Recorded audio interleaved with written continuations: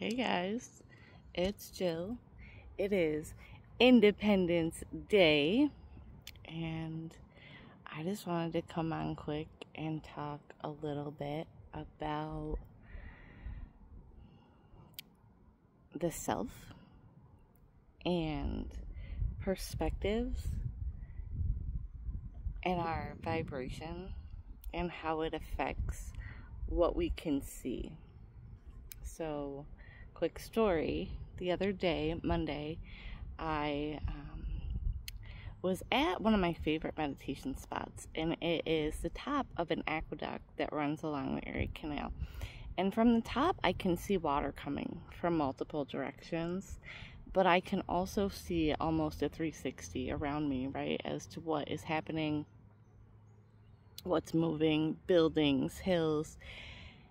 And so as I sat there, I contemplated the different streams that were coming in, and I was thinking about different streams of consciousness, right? Because we don't all think at the same level. Some people are really in survival mode all the time, and whether that's from trauma or poverty or just internal dialogue, that vibration is very different than ones that we hold when we are open and safe and healthy and available to ourselves. There's a reason that we don't teach this social emotional skills in school, because we can't have a nation of people who would be interdependent, right? Who would understand that we need to build community and work together, because if we did that, then we might understand that maybe public education is a false institution, or we would understand that there might be a little bit too much government overreach right now, whether it's media or, the news. The news is a big one, because we get a lot of things through the news that are just wild, or that don't really need to be these huge headlines that they are. And what we don't get is like worldly news, right? Like what is actually happening. And there's this big push against journalism right now. And in a lot of countries, you can be jailed or killed for speaking truths that you witness. So we're in really crunchy times right now. But anyways, back to my story. So as I was leaving my pretty spot on the canal, I passed through where the canal actually goes down and walks through, and there's on both sides there's concrete walls or block walls, and Spirit said walk down there, and I never walked down there, and I said, well, okay. So I walked down into the canal, and I started thinking about, this was hand dug 200 years ago. 50,000 workers over 8 years hand dug this 7-8 foot deep trench so that we could move goods and we could move people and have transport, right? And there was sacrifice and there was disease, and they estimate that about 1,000 people died while digging 363 miles. Humans came together and they collectively built this for the greater good, right? So when I got down into the trench, though, I realized something. That when I turned around, I could only really see what was directly in front of me and what was behind me and what was above me. But when I looked to the left and right, I was between the walls. And so we do that a lot with our consciousness, right? We put up these walls, or walls are placed there because when we're born, we're given a name and a religion, and then we have all this familial ancestry that comes through. We get our hereditary genes. And so by the time you're like 10, you kind of understand where you are in a socioeconomic scale. You understand what your values and your cultural norms are. And it's very hard to rise above those things if you are given specific directives, and whether they're healthy for you or not. right? So if you have, say, violence in your home, then it's hard to not think that that is something that should be perpetuated. If you have poverty, it's very hard to rise above that. And that's why we don't see a lot of, stories that come out of like the ghetto. Like the come up story is always the big news story because it's not common. And there's a reason for that. I also noticed when I got to the end of this trench that where I had been watching the specific water streams come in, where I could see 3 or 4 different ways from the top, I could only see 2 from the bottom. The really pretty sort of slow stream on the opposite side had been blocked from my view because the aqueduct was straight in front of me.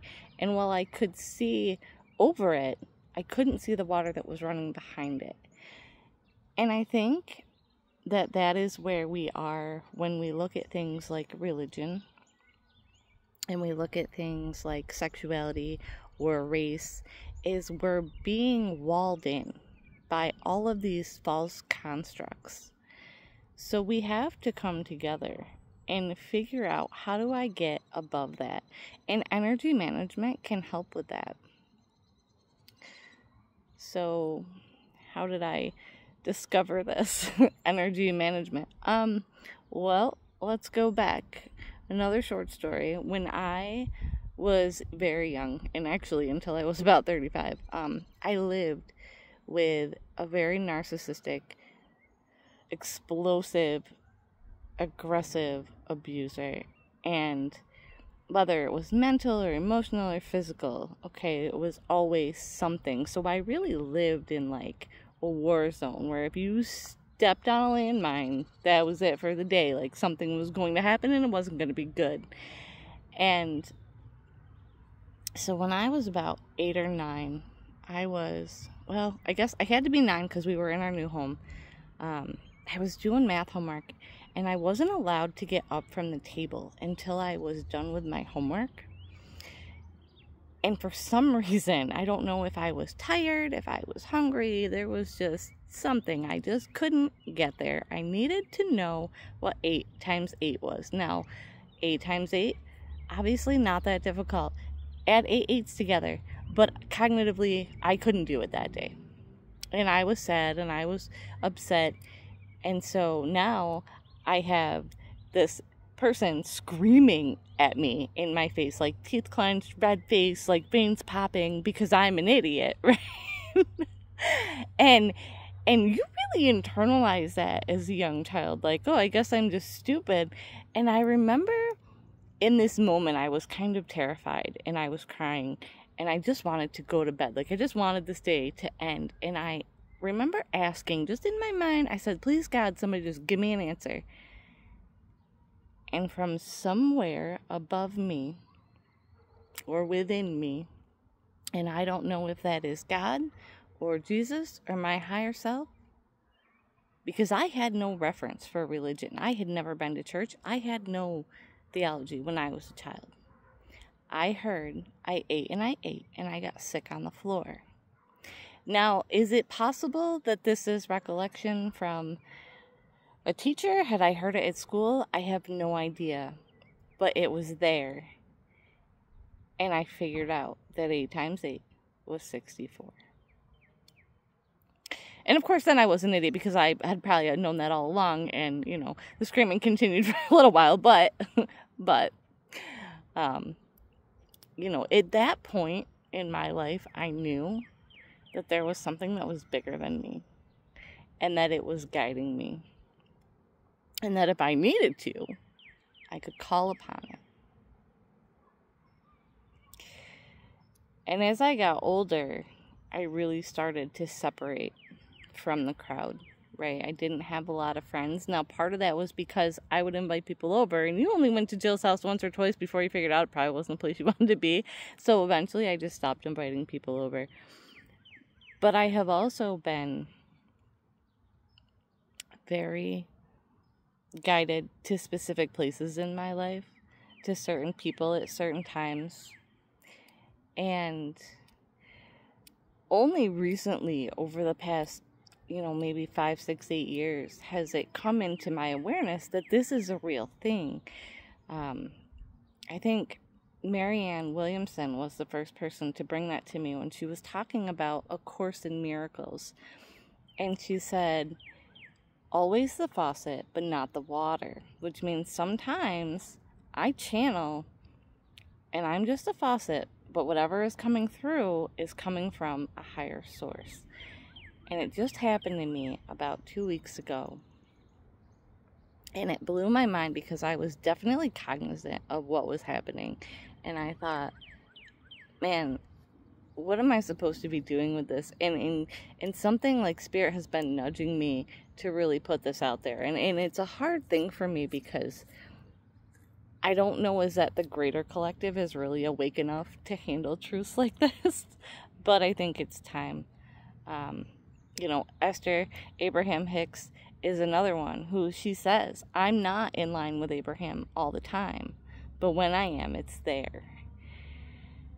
And so here we are. And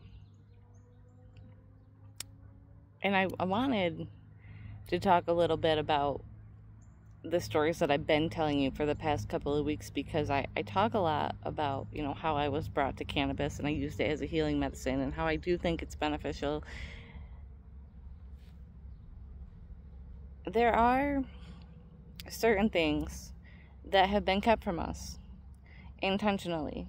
Okay, psychedelics are illegal because they give you a higher perspective. Now, anyone can tap in, right? And Esther Hicks, she calls it tapped in, tuned in, turned on. And when you are in that mode, the universe is sort of conspiring in your favor, which means I am calling in all of those things that I want.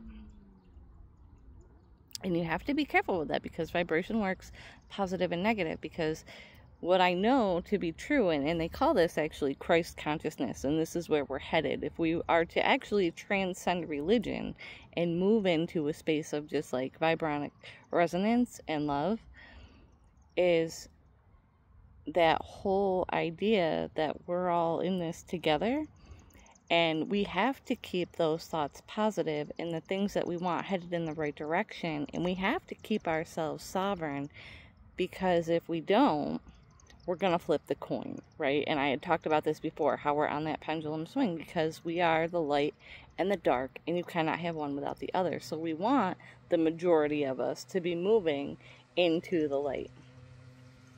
And that is going to take a lot. It's going to take a lot of work, especially in places like inner cities. If you look, like let's look at Chicago or Detroit or any major city where there's mass concentrations of people who are living together in poverty, in trauma, where we're, underfunding schools.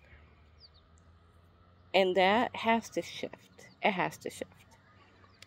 But what I'm not saying is that we're not allowed to have fun, okay? Because we like to party, and today is one of those days where we are going to party, and people are going to smoke weed, and people are going to drink. But what I don't want you to do is confuse those things with the drug use that we use for escapism, because a lot of times when we get into those harder drugs, what we're really trying to do is escape and mask, right? So we're not having a hard time. We're not in the light. We're actually trying to stay in that darkness, and we're actually holding things in place. Things that we don't want to bring into existence is what we're holding. And that was how we brought about a necessity for things like Narcan, an antagonist, because we went too far to the side. And I think I had talked about this before, that, prohibition doesn't work, and we know that because we are sovereign beings, because once in a while I want to let loose and have fun. And if you look throughout American history from 1776, right, to today, there have been so many movements that have been inspired by seeking freedom, right? I mean, NASCAR is like the biggest American sport besides football, and we created that from prohibition, right? You had all of these drivers who were pulled out of small towns who were tubbing out their cars and building up their big V8s, right? And thank goodness for Henry Ford, because these were the people who were teaming up to run moonshine and whiskey during the Prohibition era. And finally one day they said, we're going to come together, we're going to unionize, and we're going to build a motorsports way. And then they did, and they started, I believe, in North Carolina. So we have to start coming together for the greater good, but understanding that we have the right to make individual decisions and that we're responsible to ourselves, okay? The reason that we don't do hard drugs is because you are the only person responsible for keeping you safe and healthy. The only one. And I really think that we need to be reiterating that to children. But it's hard, because building a mindful generation starts with all of us. And that means especially the people who work with the kids. Uh-oh, there's a police officer here. Is he coming to chat with me, or is he just seeing what I'm doing? No, he's just watching traffic over there. Okay, that was random. So we have to work together, right? And that includes the police too, because the other day, this was kind of terrifying. There was like a husband and wife team. My son and I went mini golfing, and they both had FTP tattooed across their knee. And I thought, man, that is a huge line of division. Almost as much as it is with the race right now, right? Like, Wu-Tang is forever. Okay? But we have to shift. And we have to start understanding that we're all just human, and we're all just out here doing the best that we can. Because if we can really pull back that collective consciousness, then we can shift paradigms of, the police and the gang violence. But it takes huge amounts of effort, and huge amounts of manpower and money. And we have so many money cycles where we just... we throw money at things that we know don't work, but we don't seem to really want to invest in our youth.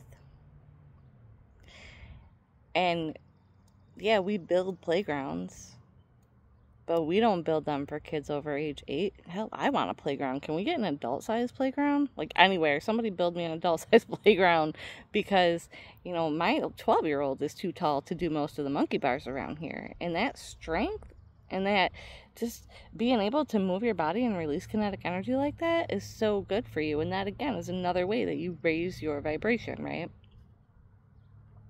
So, when I turned 36... my birthday, I think I've told you, is 9/9. And 3 and 6 is 9. That is 3 9s. That is apparently my life path. That is energy healing. And it is the final call for whatever this season is of humanity that we've been in, that has been so chaotic and so divided. And so that's why it's getting so condensed right now, and it's feeling so heavy, is because we're about to rebirth something new, and we're about to come out the other side. But on that birthday, I was called to energy healing. I was called to a Reiki class, and I didn't really know what Reiki was, but I can tell you that since I went to that class, my life has extremely shifted, and my calling has become bigger and louder, until I'm here today talking to you about why we need to be sovereign, and we need to be not so much independent, because we do need to be independent and self-reliant, but we also need to be interdependent. And I was meditating on that before I got here today. And I'm only going to keep you for another couple of minutes, I promise. But, Ralph Waldo Emerson wrote a whole thesis on self-reliance. And what's hysterical about that is that he had, let's say, an affair or a very close friendship with Henry David Thoreau. And you can look that up, okay? So there were transcendentalists who have always been on the mark with being very open. And Mary Todd Lincoln's husband also had an extramarital lover. who was of the same sex as him. And we don't talk about those things. There it is. You hear the firework? There it is. That had to come out. Okay, I was guided to let you know that today, because we don't talk about that. And we need to talk about those things, because throughout our history, there has always been homosexuality. There has always been this vibration of love, and those who chose to transcend it and to not live in that fear. So if you would like to know ways that you can raise your vibration, ways that you can increase your consciousness, I am certified in Ayurvedic nutrition. If you would like to know about your doshas and how your body can work with the foods that we're ingesting to raise our vibration, how exercise increases our vibration, and how we can pull ourselves out of this darkness and into the light collectively, please reach out to me, okay? So, man, I think that's it, you guys. There's so much. But anyways, happy Independence Day. I freaking love you guys. Have a great day.